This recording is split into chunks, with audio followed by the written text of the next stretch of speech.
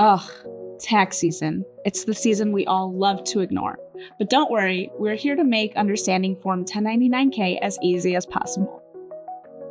You've got enough on your plate as a business owner, so we're going to break down exactly what you need to know about this form without all the confusing jargon. Just a quick heads up, we're not tax professionals, so for anything specific to your business, be sure to check in with a tax expert. Before we dive in, here are a few important deadlines to keep in mind. Your payment provider, such as Clover, PayPal, Venmo, are required to send you your 1099-K by January 31st each year. So make sure you have all your forms in hand before you start preparing your taxes. And don't forget, your tax return is due by April 15th, unless you file for an extension. That's your target date, so plan ahead and give yourself plenty of time to gather your paperwork. And stay tuned for the end of the video, and we'll detail exactly how the form is structured, so you know what to expect when you receive your form. If you like these kinds of videos, make sure to like and subscribe. On this channel, we talk about all things small business and payment processing. So grab your coffee, take a deep breath, and let's get started. It's not as bad as you think. What's new for Form 1099-K? Back in 2022, payment platforms only needed to report transactions to the IRS if you earned $20,000 or more and had at least 200 transactions. Starting in 2023, the threshold dropped significantly. Now, payment providers must report transaction totaling $600 or more over the course of the year, regardless of how many transactions there were. Importantly, this only applies to business transactions, so be sure to keep personal payments separate. And it doesn't stop there. The threshold will remain at $600 going forward, so it's important to keep track of your transactions. While the $600 threshold is set for the foreseeable future, the IRS could make further adjustments at any time, so it's always good to stay updated on changes. The IRS is lowering thresholds to improve tax reporting consistency, especially for small businesses and gig workers. But don't worry, we'll guide you through what it means for you. What is Form 1099-K? Form 1099-K is a report that tracks payments your business received through credit cards, debit cards, or third-party payment networks like PayPal, Venmo, or apps like Clover. Think about all those card transactions at your restaurant or payments at your gas station. Payment processors and marketplaces send a copy of this form to both the IRS and to you. It's their way of reporting the total gross payments your business processed through these channels. If you process payments through multiple platforms like Clover and PayPal, each platform will send you a separate Form 1099-K, detailing the gross payments processed through their service. But remember, gross payments reported on the 1099-K don't account for chargebacks, refunds, or deductions.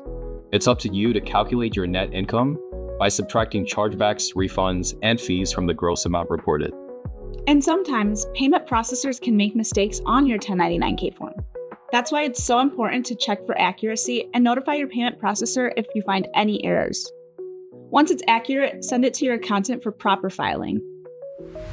Who gets it and when? If you own a business that accepts credit or debit cards, like a retail store, restaurant, or gas station, you'll likely receive a Form 1099-K if your transactions meet the reporting threshold.